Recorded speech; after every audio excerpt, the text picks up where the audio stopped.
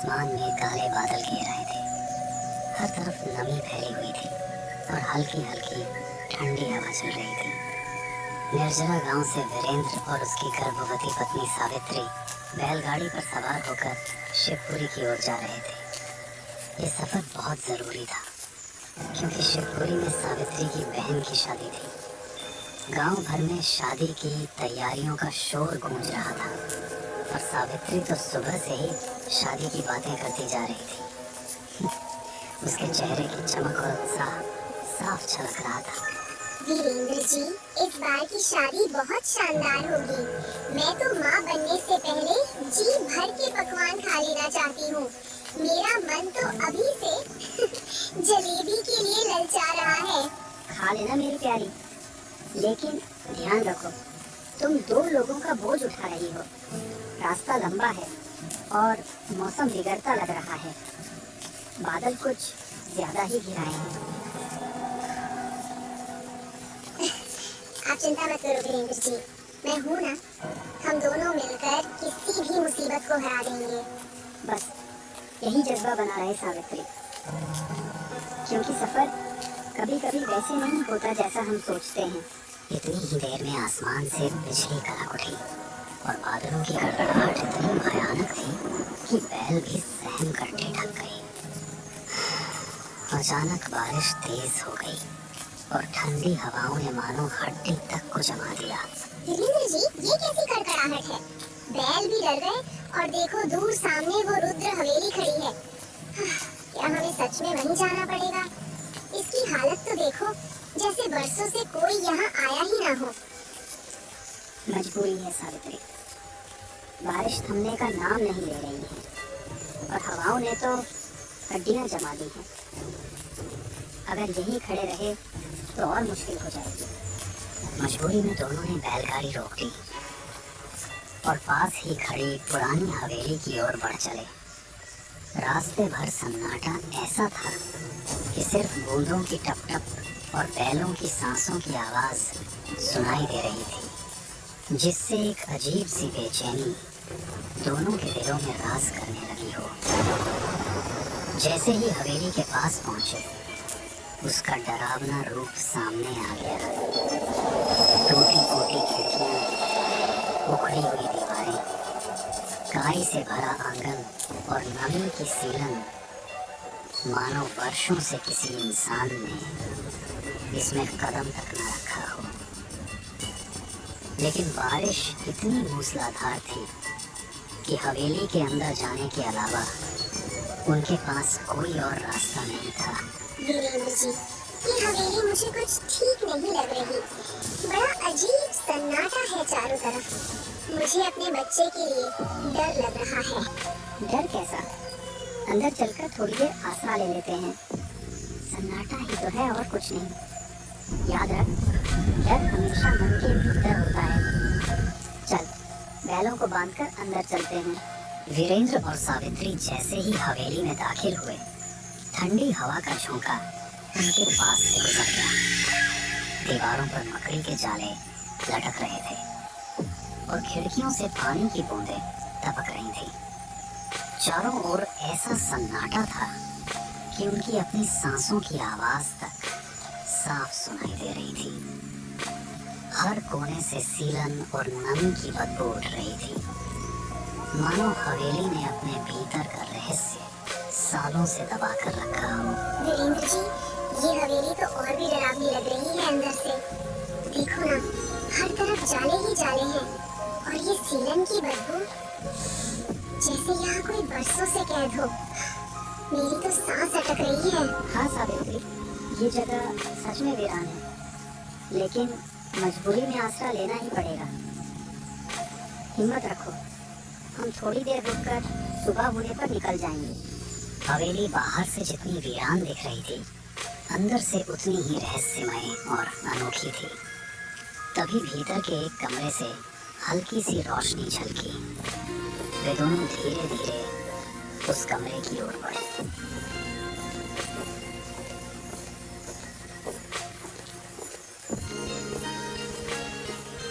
और देखा कि भीतर एक छोटी सी लड़की अपने हाथ में गुड़िया लिए खड़ी है और उसके पास ही एक बुजुर्ग महिला उसे देख रही थी। सफेद साड़ी पहने उस महिला के चेहरे पर गहरी झुर्रियां थी और उसकी आंखें मानो किसी छिपे हुए रहस्य को बयान कर रही हों। लड़की चुपचाप गुड़िया के सिर पर हाथ फेर रही थी, मानो किसी अनजानी धुन में खोई हो। अचानक महिला के होठों पर एक कुटिल मुस्कान उभर आई, जिसने माहौल को और भी रहस्यमयी बना दिया। अरे बेटी, तुम लोग कौन हो? पहली बार देख रही हूँ तुम्हें। अपना नाम तो बताओ, और ये भी कि इस हवेली तक कैसे पहुँचे? अम्मा, मैं वीरेंद्र हूँ, निर्जरा गांव से आया हूँ। ये मेरी पत्नी सावित्री है। इसके नाना के घर शादी है, उसी में शामिल होने हम शिवपुरी जा रहे थे। रास्ते में अचानक इतनी तेज बारिश और आंधी आ गई कि मजबूरी में बैलगाड़ी रोकनी पड़ी। हमें उम्मीद नहीं थी कि यहाँ कोई मिलेगा। डरने की कोई जरूरत नहीं है। ये हवेली भले पुरानी है, पर इसकी दीवारें हर आने जाने वाले की कहानियाँ संभाल कर रखती हैं। तुम आए हो तो अच्छा लगा। यहाँ आने वाला कोई खाली नहीं लौटता। इस चौखट पर कदम रखने वाला हर मेहमान अपनी एक नई दास्तान लेकर ही वापस जाता है। माजी, बाहर इतनी तेज बारिश हो रही थी कि मुझे कुछ समझ नहीं आया और हम हवेली के अंदर चले आए। सावित्री उस छोटी सी लड़की को देखकर थोड़ी देर के लिए अपना डर भूल गई और उसके पास जाकर बैठ गई। वीरेंद्र थक कर पास ही पड़े पलंग पर बैठ गए। दीदी, देखो, ये मेरी गुड़िया रानी है। ये रात में भी मेरी बातें सुनती है और कभी मुझे अकेला नहीं छोड़ती। कभी-कभी तो ये खुद मुझसे बातें करती है। अगर तुम चाहो तो रानी तुम्हारे साथ भी खेलेगी। मगर याद रखना, ये सिर्फ उन्हीं से दोस्ती करती है जो सच्चे दिल से इसके पास आते हैं। सच? तो फिर मैं ही इसकी सबसे अच्छी दोस्त बनूंगी। मेरा बच्चा भी इससे दोस्ती करेगा। ये हवेली बड़ी अजीब है दीदी। कभी बहुत चुप लगती है और कभी अचानक हंसने लगती है। बेटी, ये हवेली कभी चहल पहल से भरी रहती थी। यहाँ शादियाँ होती थी, त्योहार मनते थे। मगर वक्त ने सब कुछ बदल दिया। अब ये दीवारें सिर्फ सन्नाटे को सुनती हैं। मैं तो बिल्कुल भी नहीं डरती, चाहे हवेली कितनी भी अंधेरी और सुनसान क्यों ना हो। यही तो राज है बच्चे। कहते हैं इन दीवारों ने वो चीखें सुनी है जो कभी बाहर तक नहीं पहुंची। रातों की हंसी कब सिसकियों में बदल जाए कोई नहीं जान पाया। और जो भी बिना डर के इस हवेली में आता है, हवेली उसके दिल के भीतर छुपा डर खुद तलाश लेती है। जब वो डर जाग उठता है तो फिर कोई यहाँ से आसानी से नहीं निकल पाता। अम्मा, अगर हवेली ने सच में इतनी चीखें सुनी हैं, तो फिर यहाँ अब भी कोई क्यों नहीं दिखता? मुझे तो लगता है ये बस पुरानी कहानियाँ होंगी। मैं जानना चाहता हूँ कि सच क्या है। कहानियाँ तो हवेली की दीवारों में कैद हैं, और कहानियाँ कभी खुद नहीं बोलती। वे तो बस उन पर नजर डालती हैं जो सुनने की हिम्मत रखते हैं। वीरेंद्र ने नजर उठाकर उस बुजुर्ग महिला की आंखों में देखा तो उन्हें साफ लगा कि उस मुस्कान के पीछे कोई गहरा राज छुपा है। कमरे का सन्नाटा उस पल और गहरा हो गया। बाहर मूसलाधार बारिश लगातार बरस रही थी और ठंडी हवाओं की आवाज कानों को चुभ रही थी। धीरे धीरे सावित्री थक कर सो गई, मगर वीरेंद्र की आंखों में नींद नहीं थी। वे देर रात तक जागते रहे, मानो उनका दिल किसी अनहोनी का संकेत दे रहा हो। वीरेंद्र ने देखा कि सावित्री भी करवटें बदल रही है, शायद डर या बेचैनी के कारण। रात किसी तरह धीरे धीरे कट गई। सुबह सुबह मौसम साफ होते ही दोनों हवेली से निकलने की तैयारी करने लगे। वे आपस में बातें कर ही रहे थे कि तभी वो छोटी सी लड़की सावित्री के पास आई और कुछ धीरे से बोली। उसकी मासूम आवाज में एक अजीब सी कसक छुपी थी। दीदी, तुम चली जाओगी तो मैं फिर अकेली रह जाऊंगी। रानी भी उदास हो जाएगी। काश तुम यही थोड़ी देर और रुक जाती। बेटी, तुम कितनी प्यारी हो। मैं भी तुम्हारे साथ और खेलना चाहती हूँ, लेकिन हमें जाना पड़ेगा। मामा की शादी में देर हो जाएगी ना। तुम चिंता मत करना, मैं तुम्हें कभी नहीं भूलूंगी। बहुत सारी बातें करने के बाद वे दोनों आखिरकार हवेली से निकल पड़े। बारिश थम चुकी थी, मगर आसमान अब भी घने बादलों से घिरा हुआ था। सावित्री, तुम तो सच में बड़ी भावुक हो, लेकिन मैं सोच रहा हूँ उस हवेली में जो कुछ देखा सुना वो इतना आसान नहीं था भूलना। वहाँ की खामोशी, वो औरत की मुस्कान, कुछ तो राज है जो आंखों से छुपा रह गया। बातें करते करते आखिरकार दोनों शिवपुरी पहुंच गए। रास्ते में वे एक चाय की टपरी पर रुक गए, जहाँ गर्म चाय की भाप और पकौड़ियों की खुशबू से माहौल अचानक हल्का और सुकून भरा लगने लगा। पास ही बैठे कुछ गांव वाले धीमी आवाज में आपस में हवेली का जिक्र कर रहे थे, जिससे वीरेंद्र के मन की बेचैनी और बढ़ गई। तभी चाय वाला उन्हें देखकर बोला, अरे बाबूजी और बहुरानी, आप लोग कहाँ से आ रहे हो? चेहरे थके थके लग रहे हैं, जैसे रात भर नींद ही नहीं मिली। हाँ भाई, मजबूरी थी। शिवपुरी जाते वक्त बारिश ने रास्ता रोक दिया तो उसी हवेली में ठहरना पड़ा। क्या कहीं उस पुरानी रुद्र हवेली में तो रात नहीं बिताई? लोग तो वहाँ पैर रखने से भी डरते हैं। कहते हैं वहाँ एक बच्ची और उसकी बूढ़ी दादी की आत्माएं भटकती हैं। जिसने भी उस हवेली में रात गुजारी है, उसके साथ कभी न कभी कोई अनहोनी जरूर हुई है। अंदर अजीब सन्नाटा था। हर कोने में कुछ अनकहा छिपा सा महसूस हो रहा था। और अब तुम्हारी बातें सुनकर तो दिल और भी बैठ गया। अगर अपनी जान की सलामती चाहते हो तो सरपंच जी से जरूर मिलना, वही असली राज जानते हैं। चाय वाले की बातें सुनकर वीरेंद्र का दिल बैठ गया। सावित्री की मुस्कान भी धीरे धीरे थम गई। हवेली में बीती हुई सारी बातें, छोटी सी लड़की की मासूम मुस्कान और बुजुर्ग अम्मा की रहस्यमयी आंखें, सब एक एक कर उनकी आंखों के सामने घूमने लगी। बैलगाड़ी अब सीधे सरपंच जी के घर की तरफ मुड़ गई और कुछ ही देर में वे सरपंच जी के घर के बाहर पहुंच गए। वहां पहुंचकर उन्होंने दस्तक दी तो तेज नजर वाले एक बुजुर्ग घर के बाहर आए। तुम दोनों ने सच में उस हवेली में रात गुजारी है? अरे वो जगह तो बरसों से शापित है। कहते हैं वहाँ जो बच्ची और उसकी बूढ़ी अम्मा दिखाई देती हैं, वे इंसान नहीं, आत्माएं हैं। उन्होंने बहुत पहले उस हवेली में अपनी जान गंवाई थी। और तब से हर आने जाने वाले को अपने साथ बांध लेती हैं। जो भी उस हवेली में एक रात गुजार लेता है, वो कभी दूसरे दिन का सूरज नहीं देख पाता।